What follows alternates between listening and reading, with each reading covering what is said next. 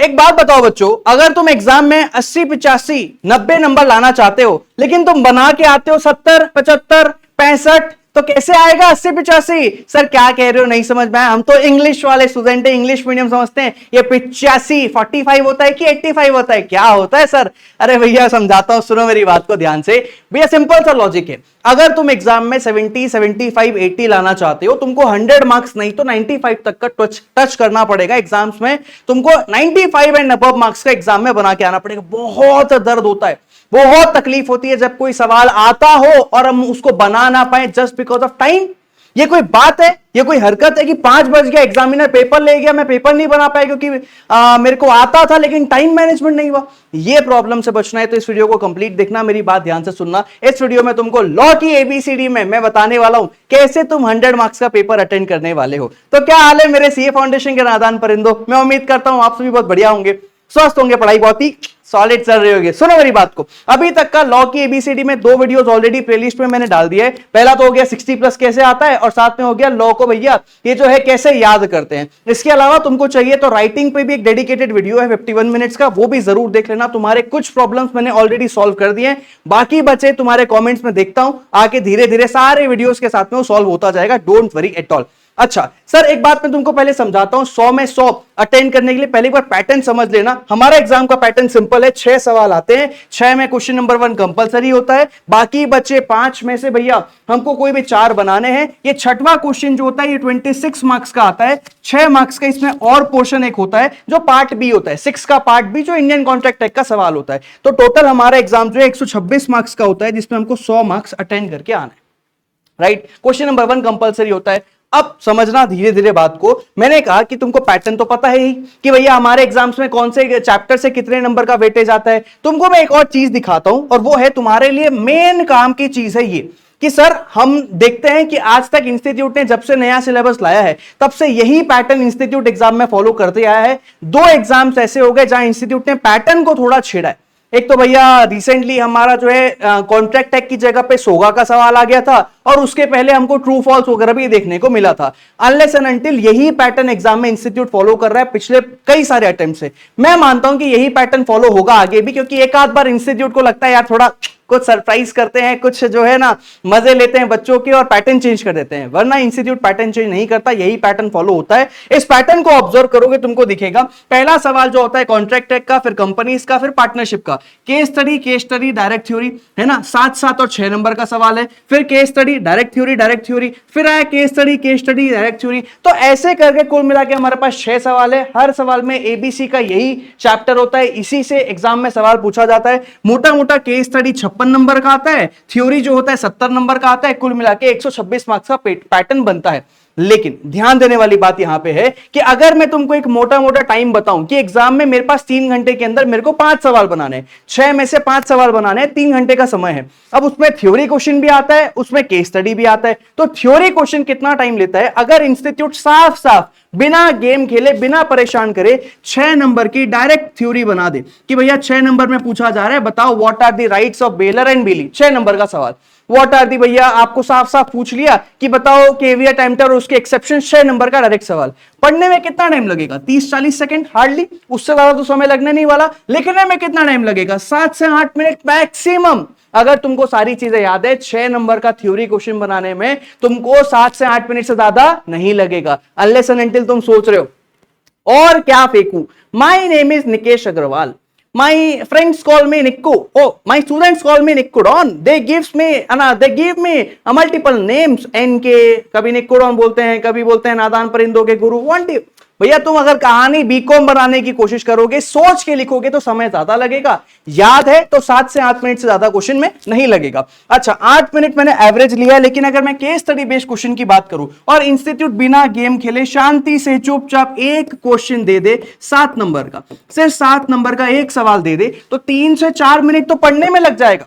Length of question बड़ा रहेगा क्योंकि सवाल 7 नंबर का है, 3-4 मिनट पढ़ने में लगेगा, 12-13 मिनट लिखने में लग जाते हैं कि भैया हम फैक्ट्स ऑफ द केस बना रहे हैं, हम प्रोविजन लिख रहे हैं, हम कंक्लूजन लिख रहे हैं। 12-13 मिनट एवरेज, मैंने बोला कि भैया 12 मिनट एवरेज लग जाता है। अगर इंस्टीट्यूट देखो मैंने क्या बोला, ये कौन सा सिनेरियो है, ये तब जब इंस्टीट्यूट 6 नंबर के सवाल में एक ही सवाल बना रहा है, सब पार्ट्स नहीं बना रहा है। केस स्टडी 7 नंबर का आता है, 7 नंबर में एक ही केस स्टडी है, सब पार्ट्स नहीं है, तो हमारे पास लगभग 12 मिनट एक केस स्टडी में लगता है। तो अगर 3 सवाल आते हैं ए बी और सी, ए बी और सी आते हैं जिसमें 2 केस स्टडी हैं, तो 12 मिनट एक केस स्टडी में, 12 मिनट एक केस स्टडी में, और हमारे थ्योरी क्वेश्चन में लगभग 8 मिनट, तो भैया हमारे एग्जाम में हो गया 32 मिनट्स। बल्ले ही बल्ले, मजे ही मजे, प्रॉब्लम ही नहीं है। 5 सवाल 32 मिनट्स के हिसाब से लगभग 2 घंटा 45 मिनट में पेपर हमारा खत्म, 15 मिनट का टाइम बच जाएगा। लेकिन इंस्टीट्यूट ऐसा करता नहीं। इंस्टीट्यूट खेलता है गेम और इंस्टीट्यूट देता है सब पार्ट्स। जहां इंस्टीट्यूट ने सब पार्ट्स दिया कि भैया एक 7 नंबर का सवाल को 4 और 3 में तोड़ देता हूं, एक थ्योरी क्वेश्चन 6 नंबर को भैया 4 और 2 में, 3 और 3 में तोड़ देता हूं, वहां लगता है हमको टाइम। अगर इंस्टीट्यूट ने केस स्टडी बेस्ड और हमारा डायरेक्ट थ्योरी क्वेश्चन को तोड़ा है सब पार्ट्स में, तो भैया जो नॉर्मल टाइम था वो बढ़ जाएगा आगे। हमारा डायरेक्ट थ्योरी क्वेश्चन, तुम 2 थ्योरी क्वेश्चन बनाओगे, 11 से 12 मिनट एवरेज में लगता है, और एक केस स्टडी भैया तुमको 12 मिनट लग रहा है ना, 2 केस स्टडी तुमको 16 से 17 मिनट लगता है आमतौर पे। यहां आती है प्रॉब्लम कि अब टाइम मैनेज नहीं होता। अब यहां फंस गए हम, यहां पे टाइम मैनेज करना मुश्किल हो रहा है। सर यही हमको सीखना है कि यहां पे करना क्या है। अगर तुमको डायरेक्ट थ्योरी मिल रहा है, एक एक सवाल मिल रहा है, पेपर लेंथी नहीं है, बल्ले ही बल्ले, लेकिन इंस्टीट्यूट सब पार्ट्स वाले ही सवाल बनाता है। और यहां तुमको समझना होगा कि भैया तुम्हारे लिए ना कंक्लूजन ये है कि तुमको किसी भी क्वेश्चन में 35 मिनट से ज्यादा नहीं देना है। 35 मिनट से ज्यादा तुमको एक सवाल में नहीं देना है। अब 35 मिनट्स को मैनेज कैसे करना है, सीक्वेंस क्या रखना है, और मैं तुमको अभी एक एक्चुअल चीज समझाने वाला हूं जहां तुम्हारा टाइम बहुत बच जाएगा। टाइम मैनेज होगा कैसे, सुनो मेरी बात को, देखो इस पैटर्न को मैं दोबारा ऑब्जर्व करवा रहा हूं तुमको, है ना। ये है तुम्हारे ध्यान रखने वाली बात कि यहां पे देखो केस स्टडी क्वेश्चन आया, केस स्टडी क्वेश्चन आया, डायरेक्ट थ्योरी आया, बट यहां पे सिर्फ एक केस स्टडी है, 2 तो थ्योरी है। यहां पे 2 केस स्टडी है, 1 थ्योरी है, लेकिन बाकी सवाल को गौर से देखो। Direct theory, direct theory, case study, direct theory, direct theory, case study, direct theory, direct theory, case study. मतलब सर आप ये कहना चाहते हो, आप हमको ये समझाना चाहते हो सिर्फ क्वेश्चन नंबर 1 और 3 को छोड़ दो तो बाकी के जो 4 सवाल हैं उसमें तो भैया 2 थ्योरी क्वेश्चन आते हैं और 1 केस स्टडी बेस्ड क्वेश्चन आता है, और थ्योरी क्वेश्चन लेस टाइम लेता है, थ्योरी क्वेश्चंस कम समय लेता है। मतलब अगर मैं टाइम मैनेजमेंट की बात करूं और मेरे को 100 नंबर पेपर में बनाना है, मेरे लिए बेस्ट केस सिनेरियो क्या होगा पता है, सबसे अच्छा कि मैं कभी सवाल में पूरा पेपर बना के आ जाऊंगा, सबसे अच्छा मेरे लिए होगा ये कि अगर मैं क्वेश्चन नंबर 3 को ही छोड़ दूं। क्यों सर? क्योंकि क्वेश्चन नंबर 3 इकलौता ऐसा क्वेश्चन है जो ऑप्शनल क्वेश्चन होता है, और साथ में जिसमें भैया 2 केस स्टडी बेस्ड क्वेश्चन दिए होते हैं इंस्टीट्यूट के द्वारा और 1 डायरेक्ट थ्योरी क्वेश्चन होता है। पैटर्न को दोबारा ध्यान से देखना। क्वेश्चन नंबर 3 में हमारे पास कंपनीज एक्ट का एक केस स्टडी क्वेश्चन है, पार्टनरशिप का एक केस स्टडी क्वेश्चन है, और कॉन्ट्रैक्ट एक्ट का एक थ्योरी क्वेश्चन, सॉरी ये दोनों केस स्टडी है, ये थ्योरी है। तो भैया ये सवाल अगर मैं ऑप्शन में छोड़ दूं तो मेरे पास बचता है कि मैं क्वेश्चन नंबर 2, 4, 5, 6 और 1 बना लूं, क्वेश्चन नंबर 3 छोड़ दूं। बेस्ट के सिनेरियो तुम्हारा टाइम मैनेज हो जाएगा, क्योंकि तुम थ्योरी क्वेश्चंस में जल्दी जल्दी लिखते हो, तुमको याद है चीजें, तुम प्रोविजन लिख लोगे, लेकिन केस स्टडी में टाइम लगता है। लेकिन अगर तुमको क्वेश्चन नंबर 3 बनाना ही है और मैंने माना कि तुम क्वेश्चन नंबर 2 छोड़ रहे हो, तो भैया तुमको वहां पे शुरुआत से हाई स्पीड मेंटेन करना होगा, क्योंकि तुम एक क्वेश्चन को 35 मिनट से ज्यादा नहीं दे सकते। अब तुम 35 मिनट्स कैसे दे सकते हो, इस चीज को समझना। कोई थ्योरी क्वेश्चन है भाई, है ना, और मैं यहां पे 2 थ्योरी क्वेश्चन बना रहा हूं, तो मैंने समझा कि एक थ्योरी क्वेश्चन मेरे लिए 10 मिनट ले रहा है, दूसरा मेरे लिए 10 मिनट ले रहा है, तीसरा केस स्टडी मैंने बनाया 10 मिनट में हो गया। 30 मिनट्स में अगर मैं क्वेश्चन करता हूं तो मैं यहां पे 5 मिनट बचा रहा हूं, और ये 5 मिनट मुझे डिवोट करना है क्वेश्चन नंबर 1 में, क्योंकि क्वेश्चन नंबर 1 में जब केस स्टडी इंस्टीट्यूट देता है तो सब पार्ट के साथ देता है, और क्वेश्चन नंबर 1 ही अकेला अपने आप में 40 मिनट लगभग कई बच्चों का खा जाता है। इसी के कारण पूरा गेम बिगड़ता है। तो तुमको सर एग्जाम में सीक्वेंस क्या रखना चाहिए? तुमको सीक्वेंस रखना चाहिए, पहले तुम question number 2, question number 4, question number 6 और क्वेश्चन नंबर 5, क्वेश्चन नंबर 5 और 6 इसमें डिसाइड करो भाई तुमको कौन सा सवाल करना है। Never start with question number 1, वो तो एनीवे तुम्हारे लिए कंपलसरी है, उस पे एफर्ट्स मत डालो, उस पे केस स्टडी है, तुम उलझ जाओगे, तुम्हारा दिमाग वहां खराब होगा। तुम ये क्वेश्चंस को पहले पकड़ो, इनमें भी तुम सब पार्ट्स में बनाओ, मतलब क्वेश्चन नंबर ए तुम्हारा केस स्टडी बेस्ड है ना, इसको मत बनाओ, तुम बी और सी की तरफ जाओ, तुम यहां पे डायरेक्ट थ्योरी क्वेश्चन को निपटाओ 20 मिनट्स के अंदर, बाकी बचा 15 मिनट तुम केस स्टडी बेस्ड क्वेश्चन में दो।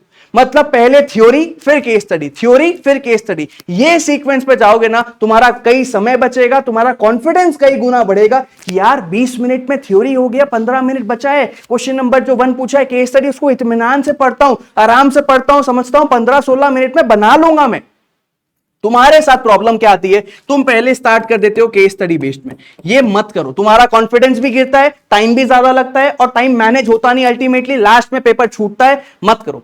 तुमने क्वेश्चन नंबर उठाया, सपोज करो तुमने कौन सा क्वेश्चन उठाया, तुमने उठाया क्वेश्चन नंबर 4 में तुमको पता है 2 थ्योरी है ना, पहले बी बना लो, सी बना लो, फिर ए बना लो, ये सीक्वेंस रखोगे, तुम्हारा टाइम ज्यादा बचेगा, तुम्हारा कॉन्फिडेंस ज्यादा बढ़ेगा। लेकिन कुछ बातों का और ध्यान रखना रहेगा, जैसे कि अगर मैं तुमको बताऊं तो भैया हमारे पैटर्न में ध्यान रखना, क्वेश्चन नंबर 3 और क्वेश्चन नंबर 1 इकलौता ऐसे सवाल है जिसमें 2-2 केस स्टडी है, एक थ्योरी है। तुमको 3 को अवॉइड करना है, हो सके तो, नहीं हो रहा, कोई क्वेश्चन नंबर 2 पूरा ही नहीं आता, 3 बनाना पड़ रहा है, बनाओ, लेकिन भैया थोड़ा इसको ऐसा बनाना है कि केस स्टडीज को बाद में, थ्योरीज को पहले फोकस करेंगे। और एक बात ध्यान रखना कि कभी भी क्वेश्चन नंबर 1 के साथ स्टार्ट मत करना, सब पार्ट्स को आप सीक्वेंस में रखो, ये कोशिश करना है, जरूरी नहीं होता है, आप चाहो तो देखो एग्जाम में ऐसा कर सकते हो, कोई प्रॉब्लम नहीं है। 2 तरीके होते हैं एग्जाम में सब पार्ट्स को लेके, एक तरीका होता है कि भैया तुमने क्वेश्चन नंबर ए बनाया, बी बनाया, सी के लिए पेज छोड़ दिया, ठीक है भैया कोई दिक्कत नहीं है।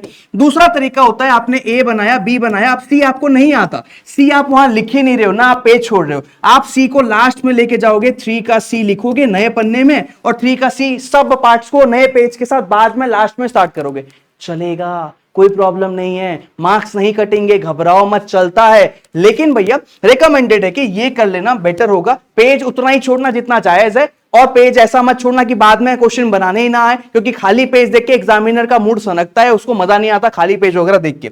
अच्छा एक चीज और बताता हूं कि थोड़े बहुत जनरल टिप्स है, जैसे कि भैया सीक्वेंस को ना आप रफ में पहले ही डिसाइड कर लो, जब आप क्वेश्चंस को पढ़ रहे हो स्टार्टिंग के 15 मिनट के अंदर क्या करना है, इस 15 मिनट में आप सीक्वेंस को रफ में डिसाइड कर लो कि भाई मैं कौन सा पहले बना रहा हूं, बी कौन सा बना रहा हूं, सी कौन सा बना रहा हूं, पेंसिल वगैरह से लिख लो, चलता है। अच्छा इसके बाद ध्यान रखना कि जो पेन आप यूज करते हो वो पेन सेम रखना, वरना स्पीड नहीं आती, आपको स्पीड चाहिए। मैं इस पेन से पढ़ाता हूं, अगर मैं भैया आईपैड में जाऊंगा, आईपैड का पेन लाऊंगा, बोर्ड में स्पीड नहीं पढ़ा पाऊंगा। अच्छा तीसरी बात करूं तो भैया आपको घड़ी रखना पड़ेगा, स्मार्ट वॉच अलाउड नहीं होता, आपको पता है ये बात। आपको कौन सी घड़ी रखनी है, मेरे को घड़ी रखनी है सर, कौन सी, वो जो हमारा जो आता है भैया कांटे वाली घड़ी, वो कांटे वाली घड़ी रखना, एनालॉग वॉच बोलते हैं, उसको लेके चलना, दिमाग में आपको रखना पड़ेगा। जैसे मैंने सोचा था कि इस वीडियो का लेंथ मुझे 12 से 15 मिनट के अंदर रखना है, अगर मैं टाइम मैनेज नहीं करूंगा तो भैया मेरा कंटेंट खराब हो जाएगा, मेरा कंटेंट बर्बाद हो जाएगा। अच्छा इसके बाद बात करेंगे सर, स्पीड आपको स्टार्टिंग से ही मेंटेन करना पड़ेगा, अचानक आप बोलोगे मैं घोड़े के जैसे भाग जाऊं, नहीं होगा। और भैया आपको थोड़ा ब्रेक कम लेना है, मतलब सोचने में समझने में ज्यादा टाइम नहीं खपाना कि आप वॉशरूम जा रहे हो 15-15 मिनट लगा रहे हो, ऐसी हरकत मत करना, एग्जाम में कभी टाइम बचेगा ही नहीं, कभी टाइम नहीं बचेगा, ठीक है। तो बस बाकी फिर अपने दोस्तों के साथ शेयर कर देना। मीनवाइल मेरा मैराथन आ रहा है सर, आप लोगों को पता है, उस मैराथन में मुझे पार्टिसिपेट करके भैया आप लोगों को बेहतरीन तरीके से कंटेंट कराना है, और मैं जरूर करवाऊंगा, आप लोगों को बस अटेंडेंस लगाना है। साथ ही इसके अलावा अगर आप रिकॉर्डेड मोड पे भी मैराथन देखते हो तो दोस्तों के साथ जरूर शेयर कर देना, क्योंकि बहुत फायदेमंद होने वाला है, ठीक है। बाकी सर इस वीडियो को यहां तक देखने के लिए थैंक यू सो मच, आपका कॉन्फिडेंस जरूर बढ़ा होगा, मुझे उम्मीद है ना। क्वेश्चन नंबर 3 को अवॉइड करना नहीं होता है, तो भैया आप स्पीड कैसे मेंटेन करोगे ये मैंने आपको बताया। कोई भी क्वेश्चन को 35 मिनट से ज्यादा का टाइमलाइन मत देना, घड़ी वगैरह लेके जाना है, दिमाग में माइंडसेट रखना है कि इतना टाइम में इतनी चीजें होती है और मेरे को ये चीजें ध्यान रखनी है। सीक्वेंस वगैरह भी मैंने तुमको समझा दिया। मैं उम्मीद करता हूं कि भैया आपको ये वीडियो पसंद आया होगा, कैसा लगा कमेंट बॉक्स में जरूर बताना। बाकी मुलाकात करते हैं अगले वीडियो में, आपको कुछ और चाहिए तो नीचे कमेंट करना, मैं पढ़ने जरूर आता हूं। मिलते हैं अगले वीडियो में, till then take care, bye bye.